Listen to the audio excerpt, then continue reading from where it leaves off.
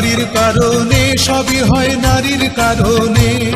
29 বছর পরে সালমান শাহর খুনি এবং সালমান শাহর আপন কাছের বন্ধু ডনকে গ্রেপ্তার করেছে পুলিশ।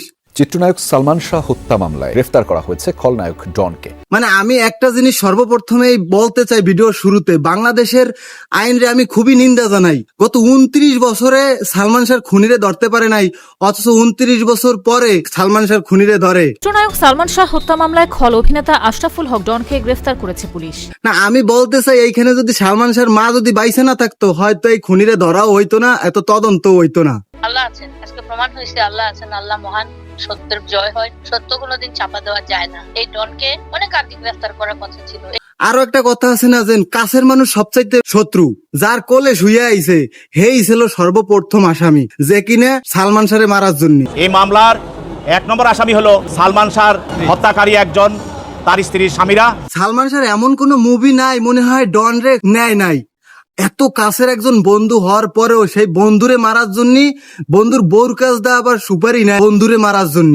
আজিজ মোহাম্মদ ভাই এবং স্বামীরা 12 লক্ষ টাকার বিনিময়ে ডনকে তারা ঠিক করেছিল তাকে হত্যা করার জন্য। মানে আপনি বিষয়টা ভাইবা দেখছেন, আজ থেকে আরো 29 বছর আগে যে খুনটা হইছে সেখানে হাত ছিল সর্বপ্রথম সালমান শাহর বউ, আর সেই সালমান শাহর বউ ডন রে মানে টাকা দিয়ে কেনছিল সালমান শাহরে মারার জন্য।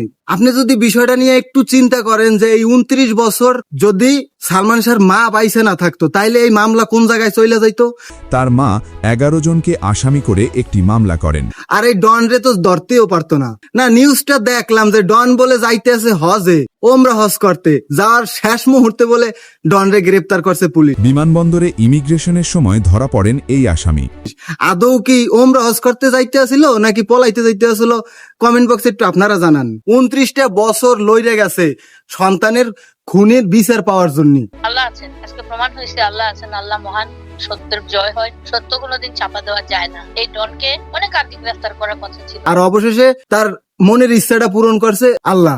আশা করি সুস্থ বিচার হবে এবং সালমান শাহর খুনিরে আইনের আওতায় যেহেতু নেওয়া হয়েছে, সুস্থ বিচারও হবে। দুনিয়ায় আপনি কারে বিশ্বাস করবেন? কাছের বন্ধু, বউ, যারে নিয়ে সারা জীবন থাকার স্বপ্ন দেন, হেরে আপনি বিশ্বাস করবেন? দেখছেন বিষয়টা, সালমান শাহর বিষয়টাই আপনি দেখেন। নিজের বউ, নিজের স্ত্রী, যারে নাকি সবচাইতে কাছের মনে হয়, সেই সুপারি দেয় নিজের স্বামীরে মারার জন্য। আমার কথা হয়েছিল সালমান শাহর বউরে ধৈর্য হের পর ফাঁসি দেওয়া হোক।